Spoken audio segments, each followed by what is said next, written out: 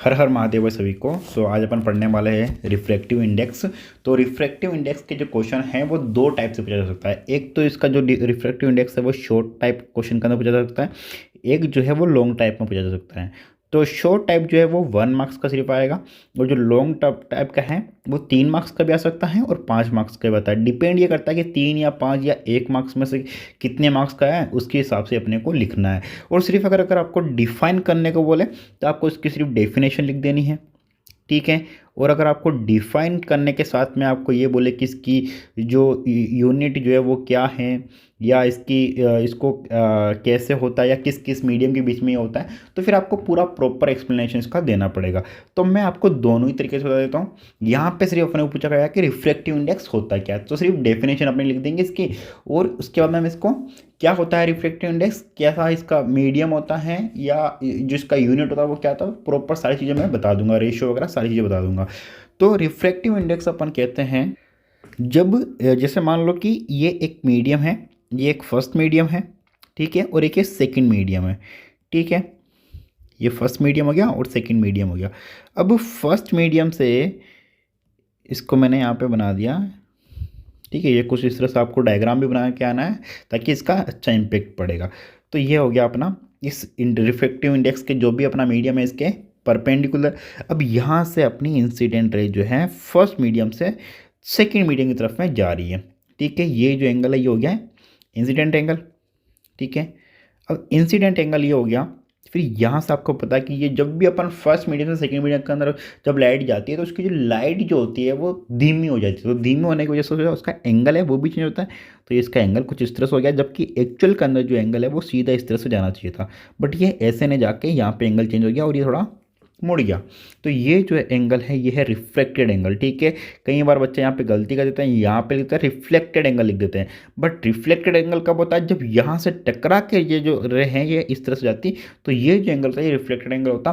But यहाँ पर ये एंगल जो है ये कहलाता है रिफ्लेक्टेड एंगल, ठीक है। अब ये रिफ्लेक्टेड एंगल जो है ये इंसिडेंट एंगल से कम होता है हमेशा, ठीक है। क्योंकि जब भी फर्स्ट मीडियम से अपन सेकंड मीडियम के अंदर जब लाइट को ट्रांसफर करते हैं, मतलब ये जो मीडियम है ये है एयर मीडियम और ये जो मीडियम है ये है ग्लास मीडियम, ठीक है।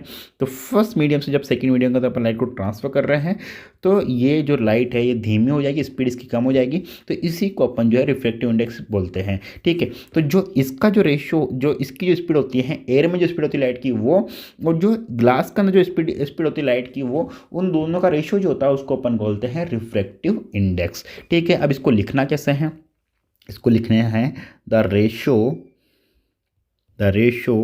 Of the speed of light in a vacuum to its speed in specific medium, ठीक है। मतलब एक मीडियम से जब दूसरी मीडियम में जब लाइट जाती है तो जो उसकी स्पीड होती है उस दोनों मीडियम की जो स्पीड होती है उन दोनों का रेशियो, उसी को बोलते हैं अपन रिफ्रैक्टिव इंडेक्स। तो जो रिफ्रैक्टिव इंडेक्स कितना आता है वो अपने को फाइंड आउट करना है, मतलब जो रेशियो आता है वो फाइंड आउट करना होता है। तो अपने को गिवन होता है, तो जैसे मान लो कि ये है एयर, तो एयर का जो अपन ने मान लिया कि इसकी जो स्पीड है वो है वी ए, ठीक है। और जो ग्लास में जो स्पीड है उसको मान लिया अपन ने वी जी।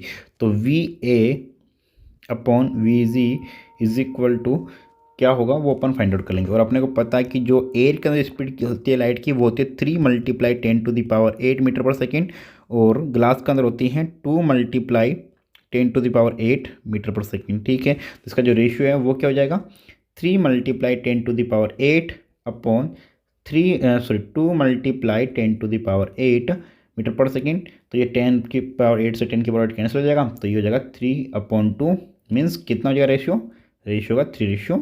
तो ये आ गया इसका आंसर, ठीक है। जो मतलब रेशियो जो अगर अपन को फाइंड आउट करने को बोले तो रेशियो को जिस तरह से निकालना है, और अगर अपने को डिफाइन करने को बोले तो ये डेफिनेशन आपको लिख देनी है, ठीक है। तो ये हो गया अपना रिफ्रैक्टिव इंडेक्स। ओनली अगर डिफाइन करने को बोले तो ये आप लिख सकते हो। अगर आपको 3 मार्क्स का या 5 मार्क्स का है उसमें आपको क्या लिखना है, कैसे आपको एक्सप्लेन करना है, वो मैं जो है नेक्स्ट वीडियो के अंदर कवर करवा दूंगा। बाकी नेक्स्ट वीडियो में मिलते हैं, तब तक के लिए bye bye, take care, thank you so much, Har Har Mahadev. And please video को लाइक जरूर करें, अपने दोस्तों के साथ में जरूर शेयर करें।